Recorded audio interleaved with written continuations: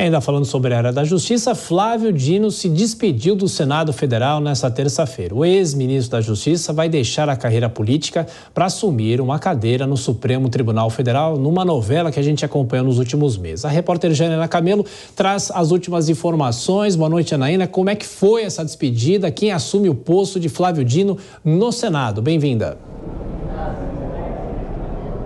Boa noite, Thiago. Boa noite a todos que nos assistem aqui no Jornal Jovem Pan. Pois é, esse discurso aconteceu na tribuna do plenário do Senado, que foi para onde Flávio Dino, no início desse mês, voltou, aí retomou o seu mandato de senador. E nesse discurso ele disse que foi um discurso em despedida da sua carreira política partidária, segundo ele. E aí, diante de um plenário cheio, Flávio Dino falou sobre a necessidade de harmonia entre os três poderes, se referindo aí a críticas que o STF tem recebido do Congresso Nacional em relação a assuntos que a Suprema Corte tem decidido pautar, recentemente. Então, em relação a isso, Dino disse aí que quem são os maiores proponentes de ações diretas de constitucionalidade são os próprios partidos políticos que, segundo ele, levam como se fosse uma terceira casa legislativa, temas que já foram deliberados no Legislativo. Também nesse discurso, Dino disse que a sua atuação como ministro do STF terá como base a coerência. Vamos ouvir o que ele disse mais cedo. No Supremo Tribunal Federal, onde estarei nas próximas 48 horas, terei coerência. Podem ter certeza da minha mais absoluta deferência aos poderes políticos do Estado. Esperem de mim imparcialidade e isenção. Esperem de mim fiel cumprimento à Constituição e à lei. Nunca esperem de mim prevaricação. Nunca esperem de mim não cumprir os meus deveres legais.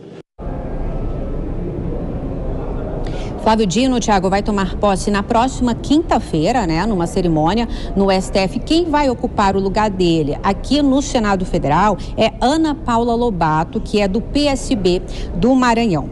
Mas antes de deixar o Senado, Flávio Dino disse que já conseguiu aí apoio suficiente, quantidade de votos suficientes de senadores para protocolar uma PEC que põe fim à aposentadoria compulsória de juízes, promotores e militares que tenham cometido delitos graves. Essa PEC também prevê que esses juízes, promotores e militares sejam banidos aí do serviço público. Para Dino, a regra atual que permite o pagamento da aposentadoria é um desvio de finalidade do benefício. Primeiro, essa PEC, antes de começar a tramitar, ela vai precisar ter o aval aí da Comissão de Constituição e Justiça no Senado. E se aprovado aqui no Senado, ela segue para a Câmara dos Deputados, todo aquele trâmite que a gente conhece sobre a PEC, Enquanto isso, Dino também já começou a montar aí a sua equipe, que vai acompanhá-lo no STF, na sua carreira agora no Supremo Tribunal Federal. Então, o gabinete vai contar com 3 juízes auxiliares, 2 já foram definidos, inclusive os 2 são conterrâneos de Flávio Dino no Maranhão. Uma das assessoras já nomeadas também no Diário Oficial da União é a advogada Priscila Carnaúba, que é esposa, inclusive, do senador Randolfo Rodrigues, que é o líder do governo no Congresso Nacional. Thiago.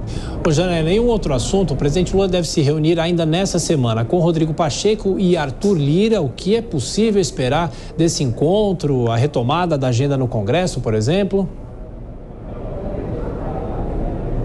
Isso mesmo, essas reuniões elas foram anunciadas pelo ministro Alexandre Padilha, que é o ministro aí de Relações Institucionais, responsável pela articulação do governo aqui com o Congresso. Ele anunciou isso depois de uma reunião no Palácio do Planalto com o presidente Lula, o ministro Fernando Haddad, líderes da base aliada, justamente para discutir aí a pauta do Congresso aí nesses próximos meses, especialmente as medidas que têm causado divergências entre o Palácio do Planalto e o Congresso. Então, são algumas questões, por exemplo, aquela medida provisória que prevê a reoneração de 17 setores da economia, que também põe fim ao chamado PERSE, aquele programa de incentivo ao setor de cultura, de eventos, e também em relação aos vetos, do presidente Lula aí no orçamento ao pagamento de emendas parlamentares. Então, nessa declaração de Padilha, ele disse que em breve sai uma definição em relação à reoneração, que a gente sabe seria aí a saída principal que eles estão vendo essa medida, essa reoneração, ser transformada em PL. PL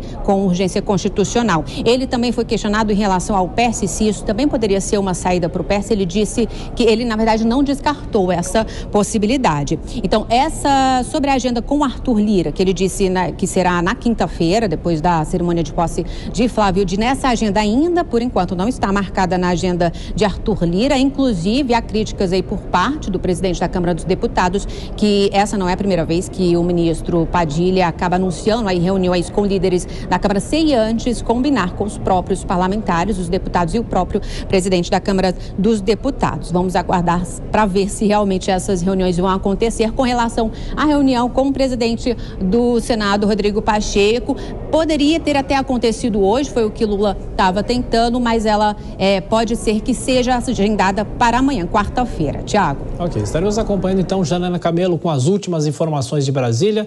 Bom, Dora Kramer falando sobre Flávio Dino. Ele deixa o Senado e agora vai para o Supremo, mas ele já falou, Dora, que se ele chegar aos 75 anos e se aposentar no Supremo, ele volta para a política. A política não sai dele, Dora?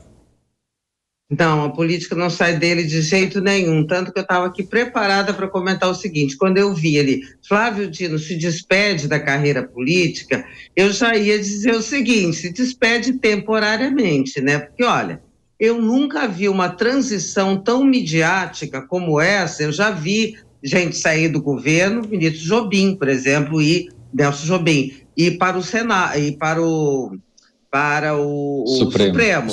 Ministro Francisco Rezec também saiu do governo Collor para ir para o Supremo. Mas midiática como essa, você vê, ele aproveitou até o último momento a condição de ministro da Justiça. Aí passa 15 minutos pelo Senado e apresenta projeto até bom esse aí agora, né, de penalizar realmente quem comete delitos e não permitir uma aposentadoria compulsória. Mas ele aproveita cada pedacinho. Você não viu nenhum ministro do Supremo fazer isso. Por isso é que eu acho muito difícil o Flávio Dino querer deixar de ser um protagonista da vida política. Espero só que ele cumpra a promessa de, quando chegar no Supremo, desvista o paletó de político e vista a toga de ministro. Bom, Vilela, ele deixa então o Congresso, ele ficou pouco tempo no Senado e deixou alguns projetos, como a Dora falou. Os projetos podem prosperar ou não, são projetos da área da segurança pública, só que ele não vai estar lá para defender o projeto como parlamentar, né? Pois é, pelo menos ele aproveitou esse curto período onde ele passou pelo Senado Federal para, pelo menos, de alguma forma, deixar a sua marca.